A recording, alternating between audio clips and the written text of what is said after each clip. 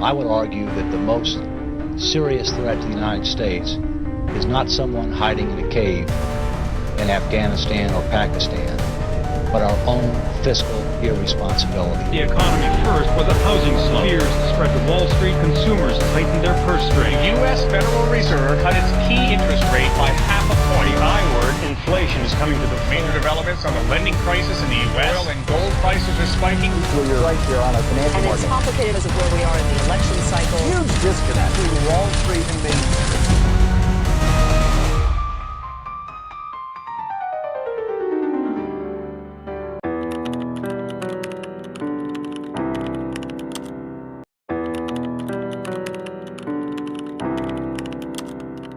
It was a cold November night in 1910 at a quiet New Jersey train station.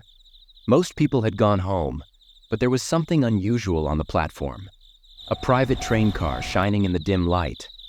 This car belonged to Senator Nelson Aldrich, one of the most powerful men in America. But why was it there? And who was inside? Inside this train were 7 of the wealthiest and most powerful men in the country. They have wealth which was equals to around 25% of the world GDP of their time. They were heading to a secret meeting that would change the financial future of the United States and the world, and they didn't want anyone to know about it. These men included Senator Aldrich, top bankers like Frank Vanderlip and Paul Warburg, and others who controlled vast amounts of money. The question is why they all are together. The answer is to eliminate the competition and protect biggest banker in the world. By the late 19th century, many new banks are coming in the market due to it. The big players in the market got the competition and their profit were going down to solve it. They decided to form a cartel system and eliminate the other players' form market, and for it they need a plan, and for planning they need a place. So they all decided to meet at Jekyll Island, owned by the J.P. Morgan. Their destination was Jekyll Island, a remote spot off the coast of Georgia. The cover story for Public they showed? A simple duck hunting trip. But in reality, they were gathering to secretly design a new banking system, one that would later become the Federal Reserve, or should I say the direct or indirect reason for the wars. High inflation, recessions, financial crisis, death of humanity, creation of the matrix system, and many major things which impacted the world history. To keep their meetings secret, they used fake names and even made sure the lodge staff didn't know who they were. For 9 days, they planned and debated, laying out the structure for what would control America's money. At the end of meeting, they all make 5 goals. 1. Stop the growing competitions. 2. Obtain the franchise to create money out of nothing for the purpose of lending and earn profit unlimited. 3. Get control of the reserves of all the bank. 4. Convince the Congress that the purpose was to protect the public. 5. Transfer there all the losses to the taxpayers in the form hidden tax called inflation. They have successfully achieved all goals before the August 1971. End of Bretton Woods system. The Federal Reserve wasn't just about managing money, it was about power, giving these men control over the economy.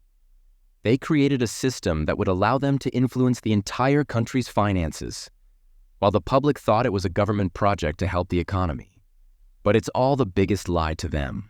When they left Jekyll Island, their plan was ready. Within a few years, it became law, and the Federal Reserve was born. And in the history which all the public know is particularly severe panic in 1907 resulted in bank runs, wreaking damage on the weak financial system and ultimately forcing Congress to pass the Federal Reserve Act. The Federal Reserve System was first established to deal with banking panics, which is the lie to us in the history of textbooks. But what most people didn't know was that this new system was designed to benefit a small group of powerful bankers. The story of Jekyll Island is more than just history. It's a reminder of how much power a small group of people can have over a nation's future. The Federal Reserve was created in secret, and its impact continues to shape our lives today. The truth is out there if you know where to look. But what is the connection of the Rothschilds in all of this? If you've watched the video carefully, I've already provided hints about their involvement. To be more explicit, J.P. Morgan acted as an agent of the Rothschilds in the U.S. during the late 19th century. I will reveal all the events orchestrated by the Rothschilds from behind the scenes. But before diving into that, We need to understand how their masterstroke operates and what they have done to influence the world economy. In the next part of this series, we'll explore how they achieved their 5 goals and how they started manipulating the global economy through institutions like the IMF and the World Bank. Subscribe to the Alphapips channel to uncover these secrets about trading, finance, and economics. Equip yourself with the knowledge needed to become part of the top 1% of traders in the world.